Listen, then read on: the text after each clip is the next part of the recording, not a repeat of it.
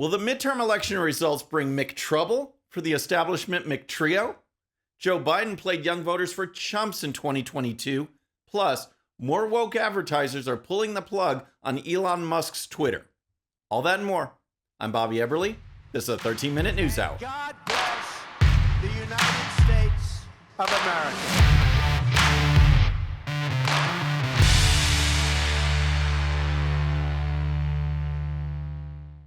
Okay, friends, welcome to the show. Happy Monday. I hope you had a great weekend. If you're new to the show, thank you so much for tuning in.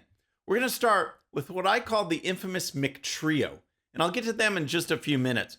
But first, I'd like to say that it feels so good to be back. As you may know, I'm a Republican county chairman in Fort Bend County, Texas, and the work required in that job during the home stretch of the election season meant that I just couldn't do the job and do the show. So, much work goes into the show, and I thought, well, it'd be better to just put it on hold for a short time until the elections were over. I appreciate all the emails and comments from viewers who asked when I was coming back and that they missed the show. Those messages mean the world to me, and believe me, I miss the show too. So, thank you so much, and now, let's talk about the McTrio. Of course, I'm talking about McConnell, McCarthy, and McDaniel. Make no mistake, friends, when you look at the gains made across the country by Republicans, we have a lot to be proud of, no doubt about it. But when you compare that to the expectations and the mismanagement of the campaign messaging and the lack of funding of certain candidates by the Republican establishment, it's time for these three people to go. And by that, I mean Mitch McConnell as Senate Republican leader, Kevin McCarthy as the potential Speaker of the House, and Ronna McDaniel as chairman of the RNC. And the calls for their ouster are already growing. Here's the story. A growing number of Republican Party officials are frustrated with GOP chairwoman Ronna McDaniel following Tuesday's midterm elections and want her to resign, according to Republican sources familiar with the situation. People are upset and want to replace Ronna, said one veteran Republican National Committee official. They're calling for her resignation, but not publicly. RNC members are calling for accountability, as they should. The official noted that even before the 2022 midterms, Democrats gained control of the House in 2018 and then did the same in 2020 for both the White House and the Senate, including a runoff election in Georgia. McDaniel has been chairing the RNC since 2017. That's how things are looking at the RNC. People are not happy. Now, let's turn to the U.S. House. This was supposed to be Kevin McCarthy's coronation. He tried once before and failed, but this time, McCarthy seemed like a lock to win. Republicans were going to win big in the U.S. House. In fact, if there was any poster child for the red wave, it was the expected results in Congress that people focused on. Now, it looks like Republicans will still win control of the House, and that is definitely a good thing. A great thing, actually. But the failure to take advantage of the national mood means that McCarthy's job may be at risk. No one currently has 218 votes, said Representative Chip Roy, Republican from Texas, as he emerged from a private Freedom Caucus meeting near the Capitol where members were discussing their strategy. Roy previously told NBC News he has not decided who he is backing for Speaker. I have personally stated that Kevin McCarthy has not done anything to earn my vote, added another Freedom Caucus member, Representative Bob Good, Republican from Virginia. There's many times where we have come to the minority leader over the past 2 years and asked him to fight on various opportunities and various issues, and I have not seen the demonstrated fight that we're looking for those who would aspire to lead us, Good continued. And so I expect there would be a challenge to him as a Speaker candidate. And then there's Mitch McConnell. This is a guy who actively sponsored advertising against Alaska's conservative Republican Senate candidate, Kelly Tshibaka. Rather than letting Alaskans determine which Republican they wanted, Tshibaka or liberal Lisa Murkowski, McConnell picked a side, and he picked Murkowski. In the Arizona Senate race, McConnell's super PAC withheld funds from Republican Blake Masters, a move that certainly hurt Masters' chances. But you know what else is incompetent, Tucker? The establishment, right? The people who control the purse strings. Senate Leadership Fund, Mitch McConnell, McConnell decided to spend millions of dollars attacking a fellow Republican in Alaska instead of helping me defeat Senator Mark Kelly. Had he chosen to spend money in Arizona, this race would be over. We'd be celebrating a Senate majority right now. And so my message to the people of America, my message to actually the Republican senators, hopefully my future colleagues, let's not vote Mitch McConnell into leadership. He doesn't deserve to be majority leader or minority leader. You get a choice. You can stand with your constituents and stand with Americans, or you can stand for Mitch McConnell. Friends, we are in the middle of a movement to take America in a bigger, bolder, and better direction. We cannot do that with the same tired establishment leaders. It's time to retire the McTrio and put in people who will actually fight against the far left woke agenda. All right, next, let's talk about how Joe Biden played young voters for chumps. But first, if you're new to the show or haven't subscribed yet, regardless of platform, just search out my name, hit that subscribe button, make sure notifications are turned on. That way you can follow the show and help us grow. Okay, next let's talk about young voters, because they traditionally don't turn out for elections like those in older demographics. And that was true this time as well. However, they did participate in higher numbers than was anticipated, and this could certainly have made a difference in the many, many close elections that we saw across the country.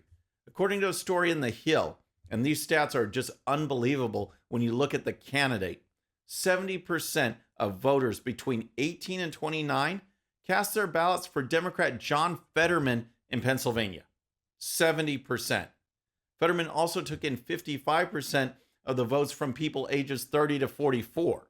Here is a man who can't talk, can't put a sentence together, says he wants to release murderers onto the street, will kill Pennsylvania's energy industry, and he gets 70% of the 18 to 29 vote. It's insane, but it just shows how decades of left-wing indoctrination has paid off. These are people who actually prefer socialism over capitalism. These are people who will protest Chick-fil-A, but have no problem buying products made in Chinese work camps. And these are the people who are motivated in this election because Joe Biden made a promise that every rational person knew was fundamentally wrong, violated any tenets of fairness, and was illegal. I'm talking about telling college students they don't have to pay their student loans. Somebody else, you and me, will do that for them. Well, they bought it, and now the truth is coming out. They were played for chumps. It was a ploy to get young people motivated to vote in the midterms. That's what Matt Kibbe at The Blaze is saying. He says, give Biden credit. Student loan forgiveness was cynical and dishonest, but also the best bait and switch scheme in modern political history. And the New York Post also weighing in through their editorial board saying Biden's student debt con job fooled Generation Z for the midterms. Will the kids wake up? That's the question. Will the kids wake up? The answer, at least in the short term, is no. We have a generation that says, yes, give me something for nothing. Let me pile on the debt, and I'm perfectly okay with someone else paying for it. And the Democrats know this. They played it perfectly. The left, through education, media, entertainment, big tech, has produced a generation that think that's okay.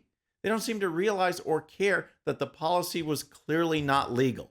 So, does that mean that they just voted for the idea of student loan bailouts?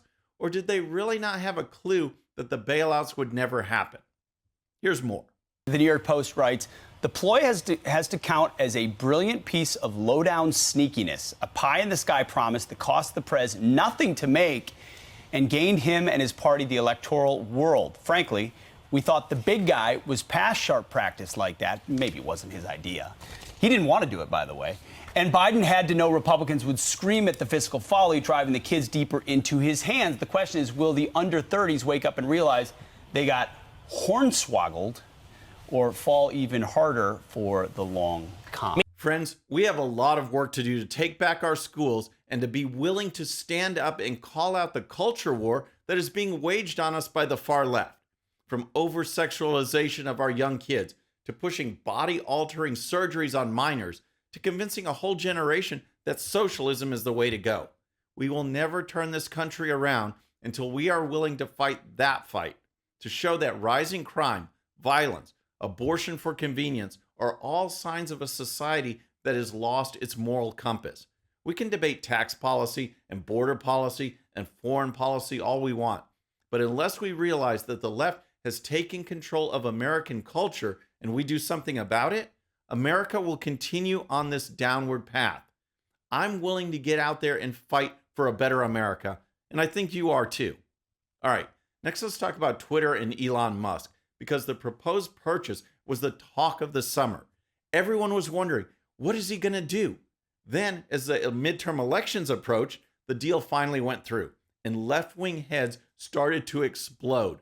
There was a handful of Hollywood elite who said they were leaving the platform. I know you and I are completely and incredibly sad about that one. We have Joe Biden and other Democrats threatening to investigate Elon Musk. That's right, actually investigate him. I think that Elon Musk's cooperation and/or technical relationships with other countries is worthy of being looked at.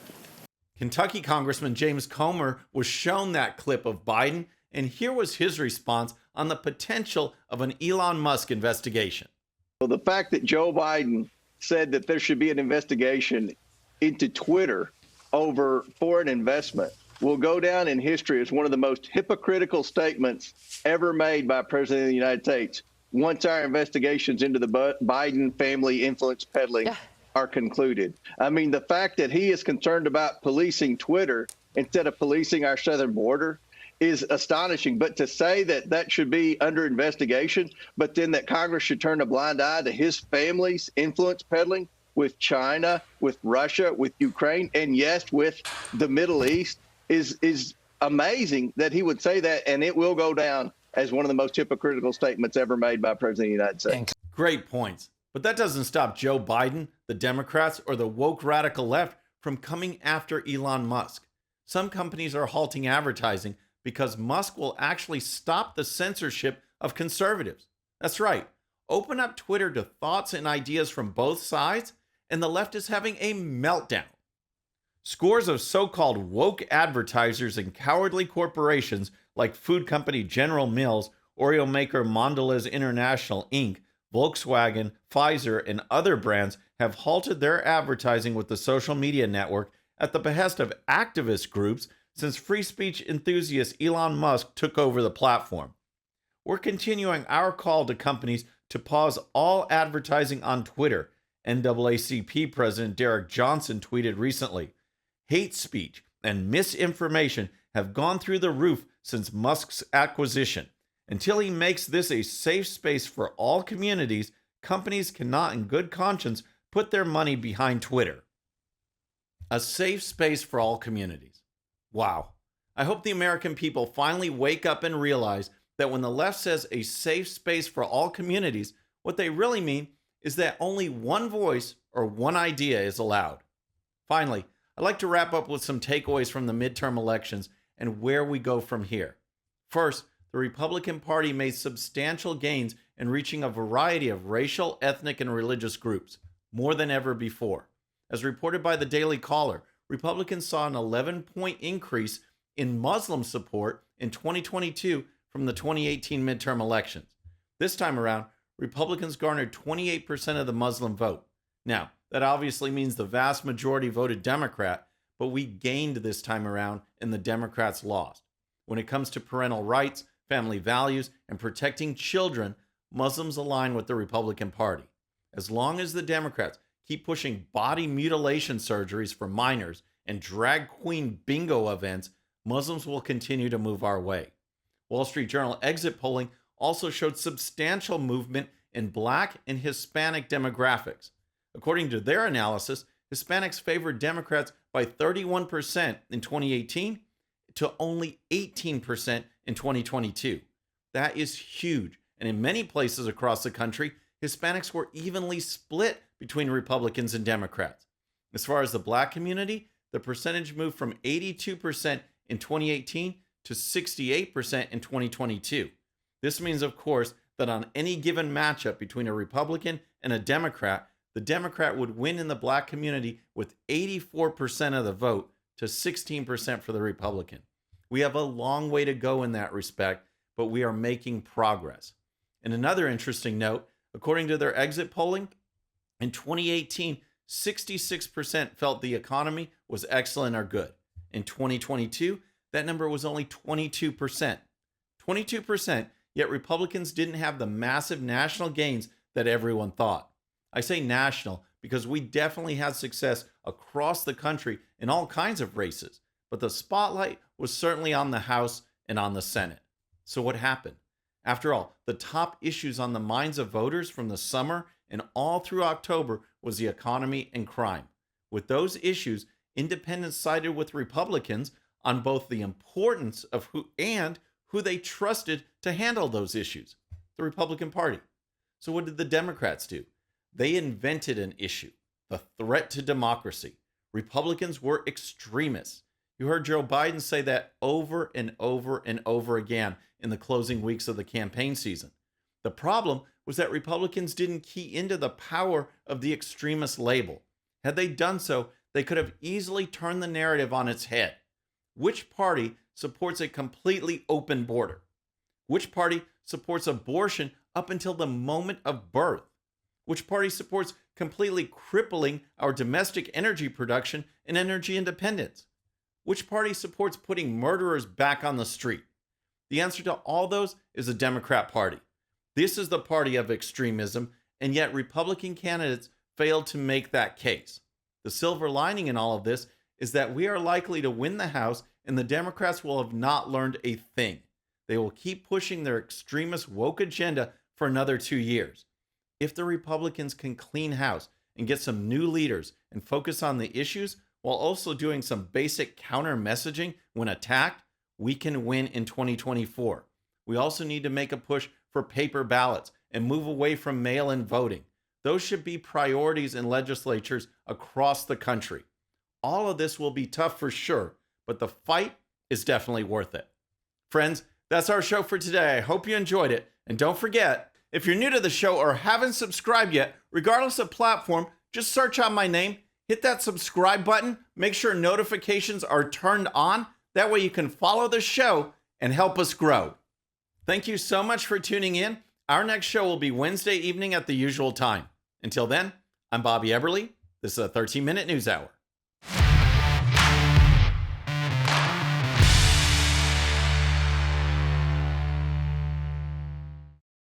All right, friends, thanks again for tuning in. I really appreciate it. And before you go, please hit that subscribe button above. Once you do, tell your friends, share it, spread the word about the 13-minute news hour so we can keep growing. And for more great content, check out these videos right here, and I'll see you next time.